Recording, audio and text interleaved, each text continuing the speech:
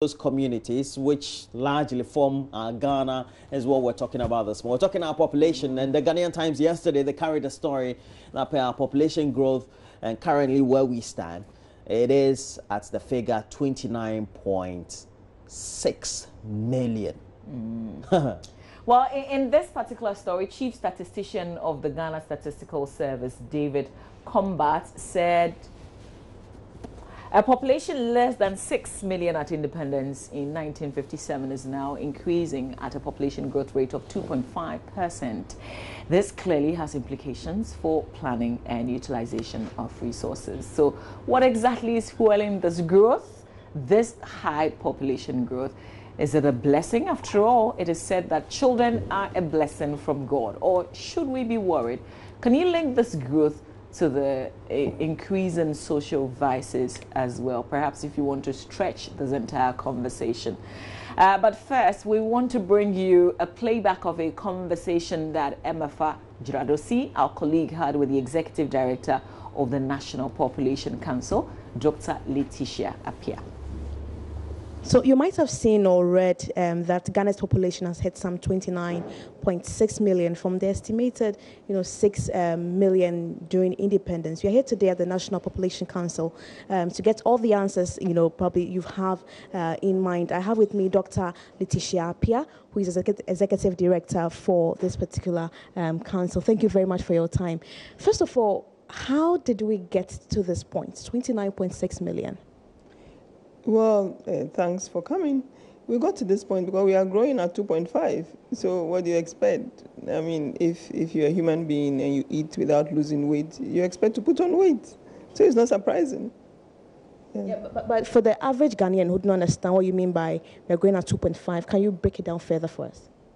Okay, it means that every day in Ghana, we add on about 2,400 people. 2,400 babies are born. And out of that, about 600 of us die, which means that the net increase daily is about 1,800. So annually, our net increase is between 700,000 and 800,000. That is what it means. We are growing, we are all giving birth, so we add on to the population. So that is what it means. That's huge. These are huge numbers that we are looking at. What are the factors? What is causing this, high increase in childbirth in Ghana? What do you think is causing it? Well, I think it's some of our successes. Nutrition is better, healthcare is better. In the 60s, we had 6 killer diseases. Now we have immunizations against 13 diseases. So survival is increased. We're taking vitamins, we have more water, we're using technology. So even though we have road traffic accidents, we're not having that many road traffic accidents because now if you have to send a message to Kumasi, you don't have to travel.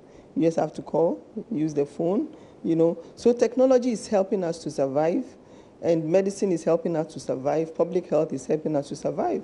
When was the last time you saw a child with polio? It's a long time, which means that we are surviving. But then if we are surviving, our fertility rate should ecologically, for the ecological balance, it should come down. But we still have high fertility rates. So that is how come we are increasing. So we have decreased the outlet, but then the inlet is still big. Well, the issue is that who develops the nation for you? It's the human beings that develop the nation, you understand? So if you have 24% of your population surviving on less than 1,500 Ghana cedis a year, that's for the adults. What are the children going to take? So then you would end up having malnourished children. And malnourished children normally don't do well in school. You understand? They consume a lot of health care because they fall sick every now and then. They're not cognitively developed, so then they grow to be stunted adults, and productivity is reduced. And it's the human beings in any country that develops the country. So the human resource is critical. The human resource is indeed the most important resource of any nation. So the focus should be on it. The quality should be maintained. When we are boarding the plane, right, they have a number for the plane. We don't stand in it. You understand? So this is where the number that it takes, and that is where it stays. So we as a country should say, this is how good we want our children to be. We want our 1-year-old to do this, to be nourished, to be that. when you get to class 1, when you complete class 1, you should be able to read this and this and that. When you get to class 6, you should be able to do. So we should set standards that we should all fall by. You see, so when we set the standards and we fall in, and if quality is our standard, then we set the quality standard. If the numbers are our standard, then we set the number standard, and we get the results. I get the whole point that you're making, but let's also look at, you know, our religious backgrounds, culture, beliefs, and all of that. You think they all have a role to play in a population hitting to 29.6 million? Well, what is cultural background? In the 1900s, England was also having 6 children. Was that cultural? I think it's development. You understand? Was that cultural? All these countries we talk about, we were all there. Our life expectancy was 40 years old, 200 years ago. And we're all having the 6, 7, 8 children. Was that culture? I think whatever we do, we should have an improved and sustained quality of life. I think life is about improvement. So it should just be improved and sustained quality of life. That is why I'm saying that we should have the standard. We want to improve our quality of life. What do we do to get there? You talk about the religious dimension. Which religion sanctions children being sold? I think every religion, the ultimate is peace of mind, peace and happiness. What peace do we give our children when they are malnourished? What peace do they get when we have 6, 7 children who a mother cannot feed? What peace do you have when you sleep on the street? Is that what our religious authorities are preaching? Indeed, even if you look at our data, now the Muslim world, fertility is coming down. We'll come to what exactly we want government to do, but then let's talk about 10 regions that we have in Ghana. Do we have statistics as to the number of, which region has the highest population? Can you just share that with us? Well, Northern region has the highest total fertility rate of 6.6. You see, but then the three northern regions, 6.6 and I think 4.9 and 5.2 or something for Upper West. You understand? And look at the level of poverty. That is where poverty is more. You get it, because it is, you just cannot make it with those numbers of children. And then maternal mortality is highest over there, but the growth rate is low over there. You know why? Because they are migrating down south. And most of the poor, like I said, those who live below 1,500 per annum a year, a quarter of our population, most of them are up north. And most of them have so many number of children. Does it then surprise you when at times we have BEC and there's no pass over there?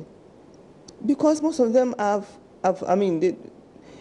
malnutrition is rife, anemia is rife, so everything, you get it. Yes, so it's a big challenge that we really need to. Talking about the northern region, there was a report on JoyNews where some husbands, in the northern region say that they not allow their wives to use contraceptives because it makes them prostitute, and it goes down to what they believe in. In such circumstances, how are we able to get into the conscience of these men, for instance? Because we know that in that particular community, the poverty is high, as you mentioned earlier on. So how do we get into their minds to tell them that, put a stop to this, put a cap on the number of children you have? Well, you see, what other countries did was they had the nationwide discussion. What do we as a country want? What do we as a region want? And they will tell you that we want healthy, educated, skilled people. They will tell you that. Then they come down. Okay, so what do we do to make sure that our people are healthy, skilled, and educated? Which means they have to be nourished, they have to go to school, they have to have, health care. You understand? How do we make this available? We make this by constructing this and this and that. Who does it? We do it. Because the nation is for us, so we develop it. You understand? How do we make sure that they get those things? We have to make sure that it is there. How can we make sure that it is there when we spend all our time having children? You understand? So that discussion came up in Pakistan, in so many of the Islamic countries. And they decided that probably we should have a small family size. Probably we should have a small family size to be able to get where we want to get to. So the discussion in our case can be, why are you migrating down south? You are coming down south because, why is down south not going up north? Because the total fertility rate is lower here, so it's relatively better The conditions are relatively better. Well, you know, in the 60s, the population of Accra was about 500,000. And now it's about 4 million. So if we double at that same rate, so you can imagine the population, and if it's not planned, you can I mean, imagine what will happen. If we add on, you see, when you increase the population that way, there's something they call the median age. When you do that, you have a reduced median age, you know. So the median age is when we all stand the one in the middle. And if the median age is youthful, you know, youth with a lot of energy and maybe no employment and no place to socialize because we have spent all our money on the schools and the hospitals and all that, so we don't have any place to socialize, then if they end up on the streets, they will graduate from the streets. And the street graduations, you know what comes out of them: prostitution, armed robbery, and all those things. You know, engineers and doctors don't go to school on the street. The way forward, first, yes, of course, we have to invest in the youth. It is critical that we invest in the youth. Otherwise, we would not be very happy with that. But then we need to focus on family planning. We need to have a lot of media engagement on the advantages of small family size. It is very, very important. And then we need, I talk about family planning, and family planning, there are components of it. We have to create the demand. You guys will have to help us to create the demand for family planning. Then the services should be available, and the logistics should always be there. But what should government do? Should government, we've had this conversation in the past. I know in some other countries, for instance, there's been a limit. So have 3, that's it. Do you think we should do that? Do you think we have a policy for that? Well, our national population policy states that we want to have a total fertility rate of 3 by the year 2020, which means that by 2020, that is where we want to get to. That is what countries have done, you know. So countries have said, yes, we want to have a total fertility rate of 3. Then we would give you free family planning services, you understand? Nobody is telling you not to have a 4th, 5th, 6th, 7th, 8th, 9th, 10th one, but then you pay full cost for that. We'll give you this, but then you pay, and they do it everywhere. If you go to this, my conditions of service as an executive director, the Public Service Commission tells me that I have 3 dependents. You know, it takes care of 3 dependents, not 4 nor 5. So the Public Service Commission takes care of 3 dependents for you. It doesn't mean you can't have 6 of them. It means that the 6, you bear the cost. You know, conditions of services in other institutions. Some will tell you that if you teach in this school, we take care of 2 of your children can come here for free. The 3rd one you pay. Don't you know about that? Exactly. You know, so you can, it is your policy. You think that this would help you go this way. So that is what you do. When my kids were small, we had the ship coming to Tema with books, you know, and before we leave the house, I'll tell them, I have this amount of money for you. So that is yours and that is yours. Live within your means, you know, buy the books within your means. And it really helped them. Because we go to the ship and I realized that these girls are conferring. They said, oh, I want this book. I said, I want this book. Okay, but our money is not enough. So you buy this one, I will buy this. And when we come home, we exchange. You get it. So it's not limitless. They can't go and buy the book and bring me the bill to pay. I have to tell you that this is what I have for you to use. And if it's not going to near to your, if it's not going to hurt you, why not? So our policy should be in sync. You see, and for me, that is why probably we have also overburdened the NHIs. Do you understand? Our policy should be in sync. I mean, if you want to be a mother and I'm saying that I'll take care of 3 for you, I don't see any problem with that. You want to go for a workshop in the UK and I'm telling you that I can buy an economy class for you. What is wrong with that? If you want to have a business class, top it up and buy your business and stay in. But I can get you economy. An economy will take you there. So total fertility rate of 3 will make you a mother. It will reduce our maternal mortality. It will give the women time to develop their potential. It will give our teachers time to teach our children. It will give space for our health workers to give us quality service. So why not? It's a balance between the numbers and the quality.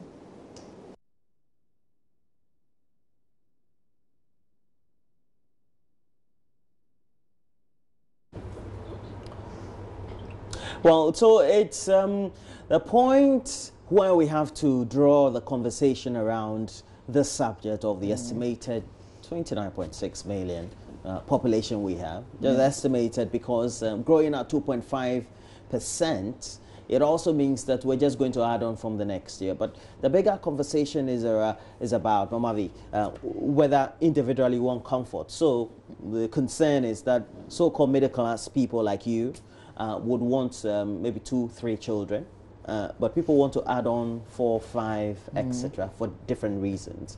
But then we have to get into the broader scheme. Generally, we're growing. Yeah. So that's where the concern should be. I was just saying a while ago that before it was individuals trying to control the numbers. Yeah. Because we say to ourselves that you want to better take care of the children that you bring forth. And make yourself comfortable too. Exactly. But now with the numbers growing, we have to begin to think national, so not selfish interest any longer. It's begin, because like the executive director of the Population Council was saying there, you need smaller families now. But the other question was, should we put a cap? Should there be like a national cap on the number of children the families can have, just so we can control our population? Because we're not growing up par with resources, with infrastructure, and that's worrying. We may not feel it today, but someday. Yeah, it's true, but we haven't gotten to that point where we have to put a cap on the population. Yeah. Like, let's say what China would do.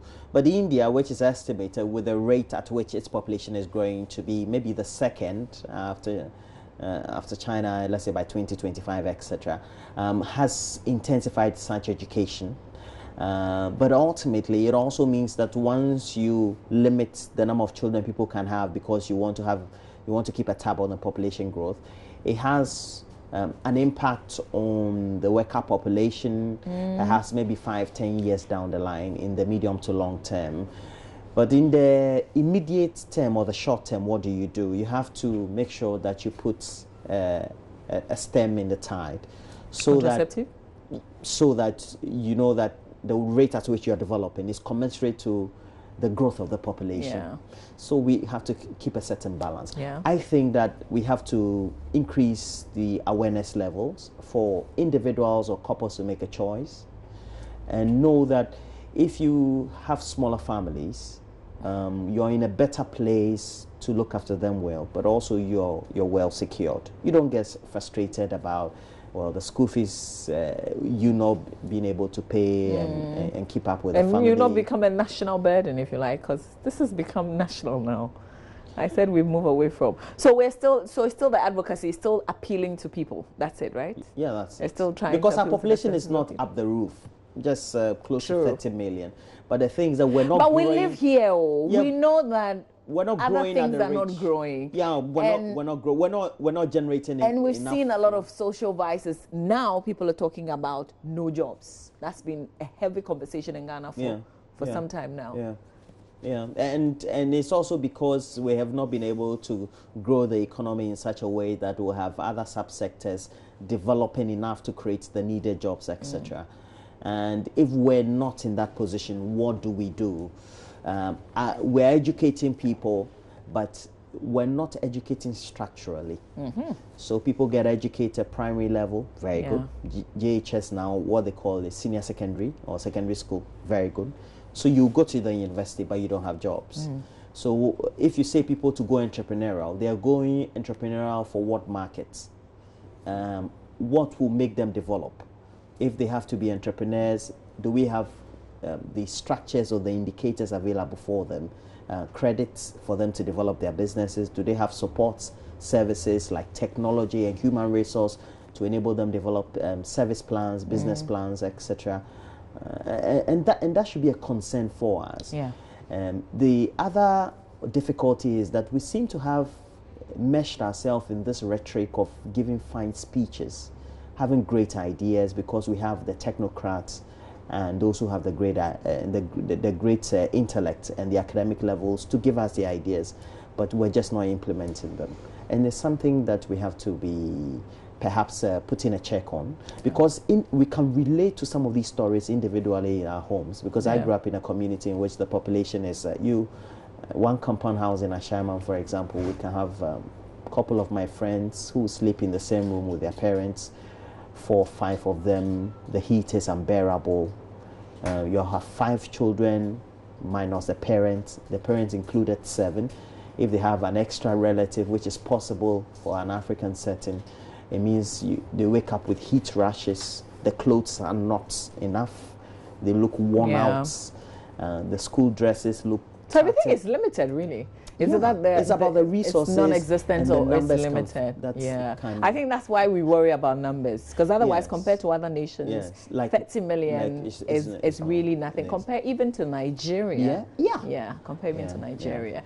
But remember, this whole kind of conversation also brings to mind this story that Justice Baidu shared, because one of the surest ways of controlling the high population growth is the use of contraceptives. That's when, so you don't have children when you don't want to have children, you know, because you can't say you won't have sex because it would result in babies. But what you can do is to control that. And one of the surest ways, I think that it's been greatly accepted, except again, I mean, there's a special setting where a unique people, so you won't have all the areas accepted. And unbelievable as it may sound, there are some men who really don't want their wives to get into contraceptives use. They don't want to hear it at all. And Justice Baidu did this story for us not too long ago. We want to bring it back. Let's just refresh our memories with some of the issues, real issues confronting and blocking us, controlling this whole population issue. When we come back, Maxwell Agbagba is at a clinic, and he's going to have some conversations on the ground. We want to look at those who are going to antenatal this morning. Do they care about this figure that is, you know, staring us in the face, that's getting all of us a bit worried in terms of the growth? They're bringing in more human beings to a country that's already, the figures have gone really, really up high, and it is not matching the kind of infrastructure and services that we have in the country. So we'll bring that conversation live to you. But first, here's Justice Baidu's report. I am in the home of Neloba. She's only in her mid-20s, but already has her 3rd baby. Her children heavily malnourished. Her husband, Jagri Tali, has a first wife with whom he already has 10 children. Their story shows escalating birth rates in some communities in Ghana and how these vulnerable villages are struggling to cope.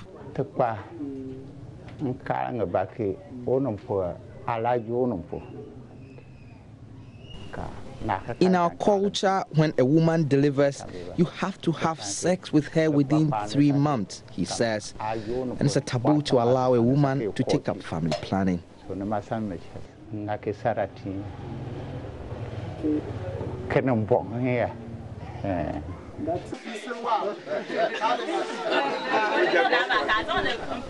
At the local clinic in Lekpause, health workers are talking community members into taking up contraceptives.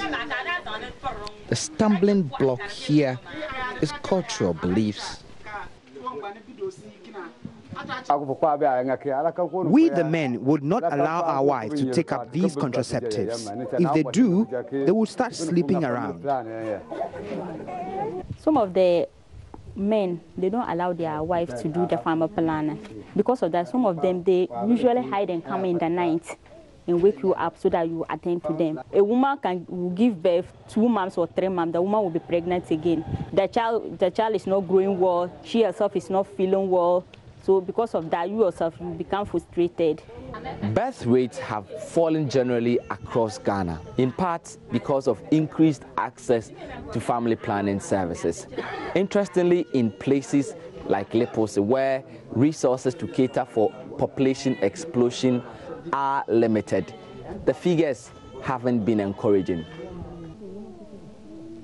With local economies still unable to provide basic amenities for already existing numbers, any further growth may only worsen the situation. Justice Baidu, JoyNews, Lekpause.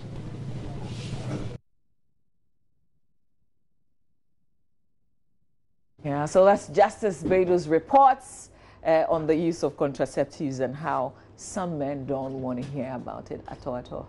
I can't believe it. It's not your body. It's me. I don't know. What do you think? Should women do it on the blind side of men? Because after all, if I don't tell you, you would never know that I am on one contraceptive or the other. It depends on the circumstances of that particular family or the families and the communities themselves. And also it depends on the circumstances of the woman. I think doing it on the blind side is not bad at all. It's just that for making sure you create a certain cohesion or coherence in the family. If the man or either couple gets to know, it creates some kind of disharmony. And it's something perhaps that we have to take further by increasing the awareness level, the education, so that the couple or the men especially get to understand, because the stumbling or the hindrance to all this are the men. The men, they take that decision. They also have to imbibe or inculcate that discipline to make sure that you don't go near the fire when you know that the time is not right or it's hot. And so that also means that the couple need to have a certain vision as to how they want to plan their families. Yeah, I think it shouldn't be left alone to the man to make the decision. Yeah, no, that's why I'm saying the couple. So the absence of all that is will then lead to that decision making or them not able to take that decision. But we should also note that in such communities, the families or the couples have nothing to benchmark with. They may not be seeing the other side, in which that if you have an improved family, it means that your income levels and the way the income, whether small or not, will sustain you. It goes a long way to enable you have a very positive living. So once you don't have the other side, it becomes difficult. If you haven't seen a flat screen before, you think your Oxyboot television set is the best. So we have to put all that in context. That is where the national agencies that are supposed to be responsible for encouraging people to adopt various family methods need to come to fore. As a country, are we doing enough? I don't think so. I think there are people who have just simply blocked their ears to hearing anything like that. I mean, there are people who know about family planning who simply will not want to hear it, maybe because of one myth or the other. Well, creating information and educating people is a sustained effort. And if it's not deliberately done, then the impact will not be felt. Yeah. And the media also is not setting the right sort of agenda. And that also You think so? Yes, that is also not helping matters. If the media was perhaps dedicating some platforms for this sort of education, then we would have. I'm not talking the national platforms.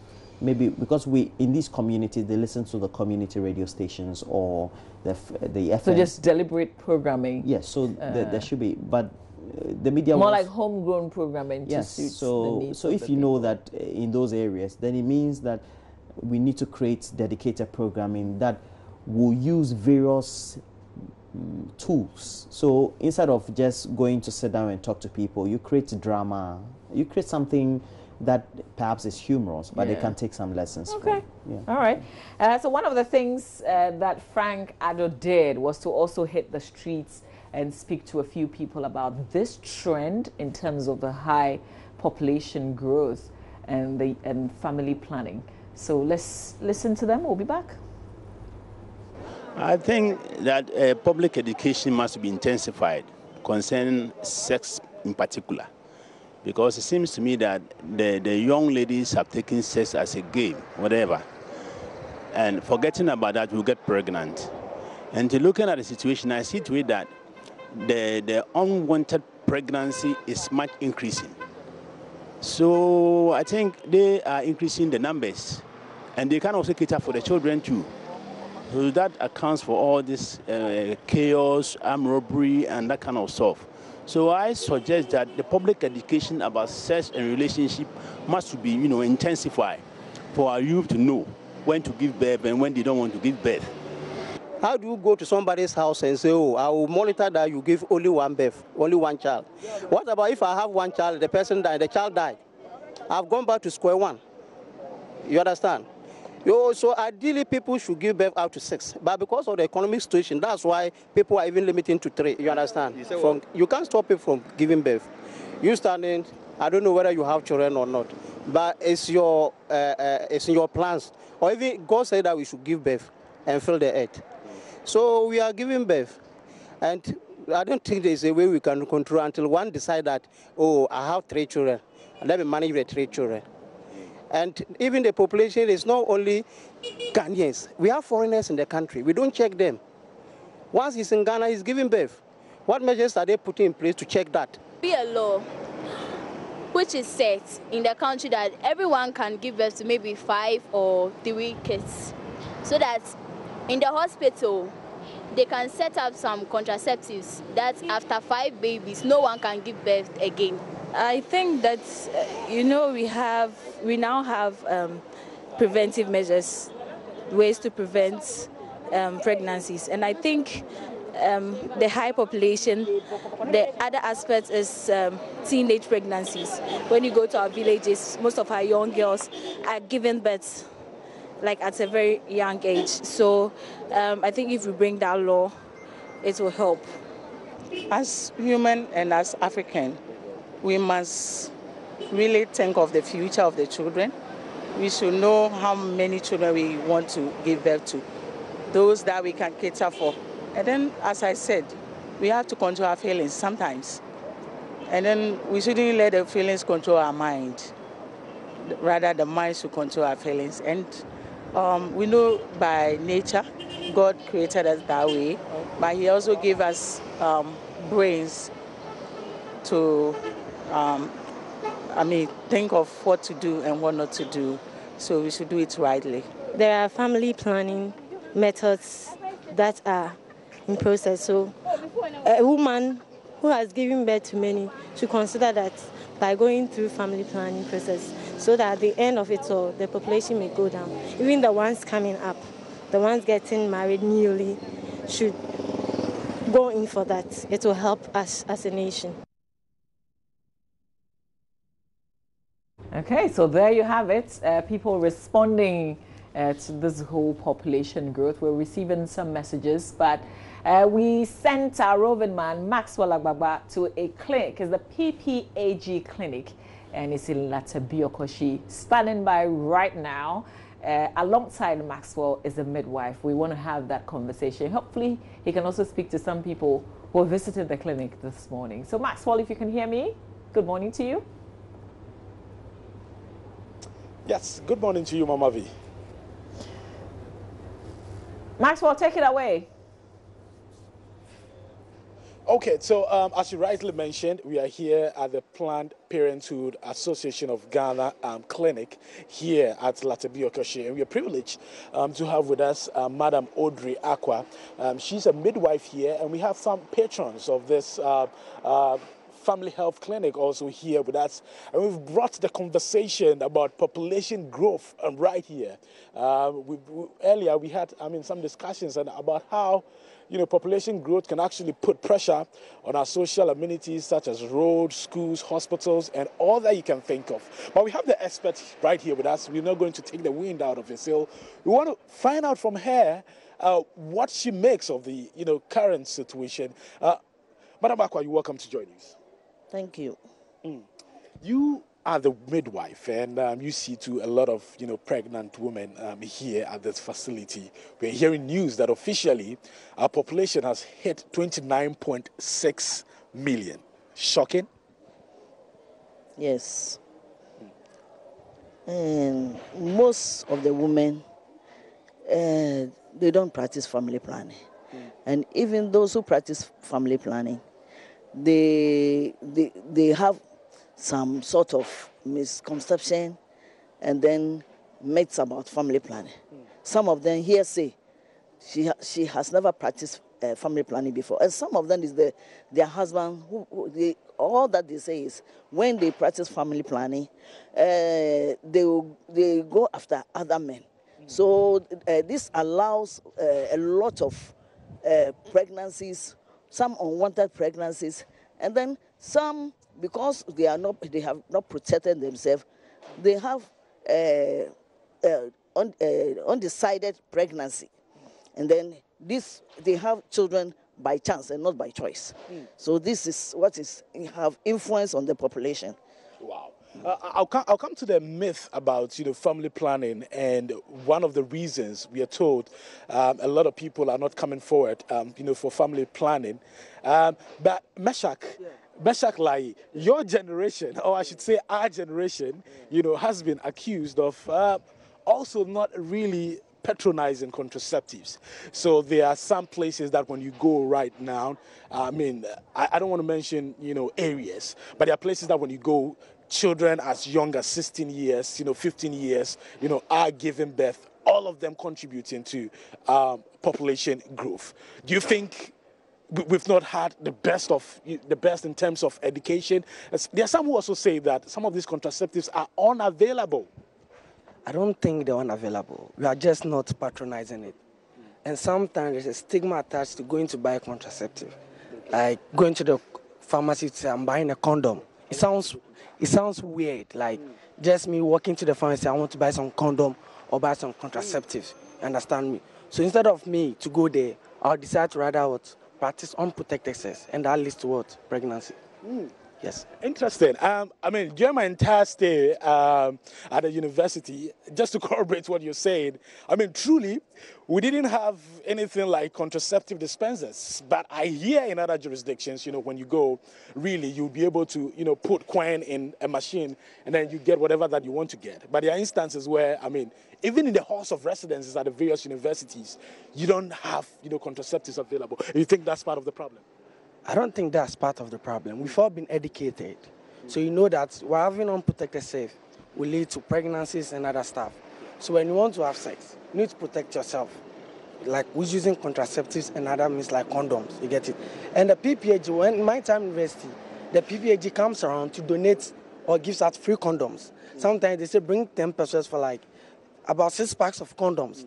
We go for it and we leave it in our room and play with it. We don't like using it. Understand me? So the thing is, we the youth, we don't like using the contraceptives. And also there's stigma attached to using contraceptives. That's why we are not using it. And you think that's also contributing to the population growth that we are experiencing now? Mr. Jiri, now, I'm sure you've heard of this, conversation. You've heard what the midwife is saying about, contraceptive use and the myth surrounding contraceptive.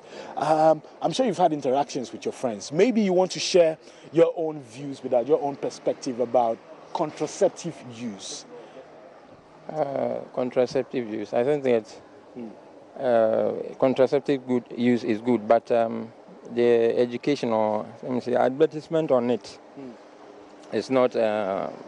It's not usually on the airwaves. Okay. So we don't get to hear about the good side of the contraceptive a lot. So usually, most of the time, we prefer to do it without the contraception. I think that is what is contributing to the population growth. Also, I think that if the kids are kept in school for a longer period, so go to that tertiary, I think that they will get to know much about contraceptive and reproductive health, and it will help bring down. Okay. So you think education can also help us control, our increase in population? Yes, you find out that most of the times our youth who give birth early, most of them don't have good education. You find out that those who have good education are able to plan their lives and give birth at the right time, when they can cater for their own children, and they also speed their birth. Yes, I think education contributes a lot. Okay.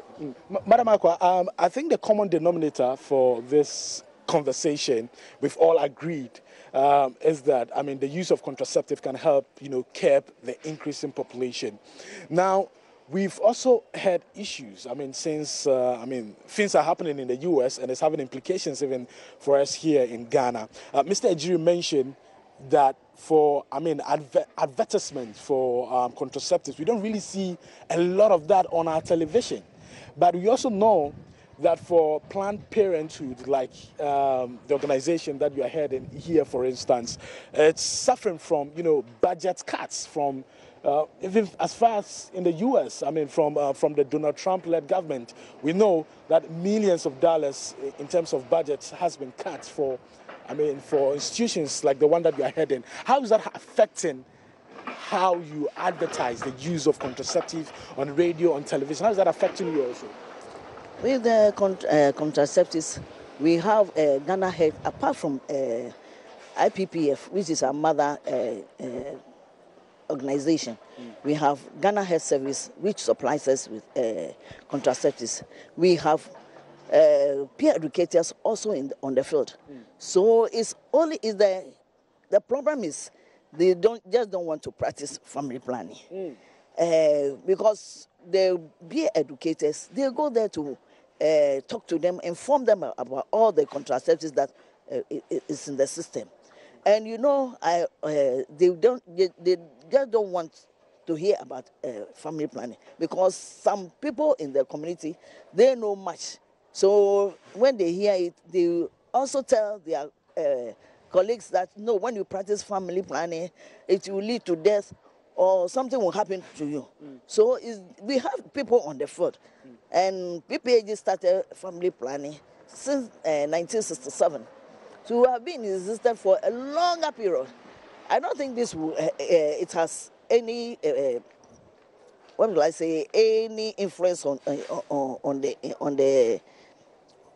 the people, because we are always there. People know PPAG. We have outreach programs. So we have enough of the contraceptives. Okay. We are wrapping up in 30 seconds. Meshach, I want you to tell me another reason why we're experiencing population growth.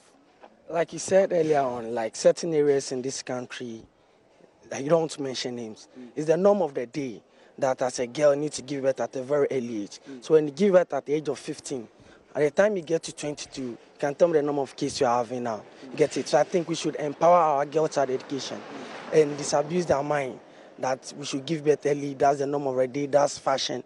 No, I don't think giving birth at early age is fashion. But I need to concentrate on education and move on. Okay, interested. Well, just to add up to what he said, there are areas that I also heard that before you be able to, before you would graduate to sleeping on a mattress, you would have to give birth to a baby before. Otherwise, you continue to sleep on the bare floor. So this is the conversation we've been having here at the PPAG Health Clinic here at Latabio Koshi. You've had a conversation from this wonderful guest here at this point. Over to you, Mama V. All right, Maxwell, thank you very much. Maxwell coming to us live from the PPAG clinic at Latabiokoshi here in Accra. Maxwell, we're grateful. We probably may come back to you a bit later on.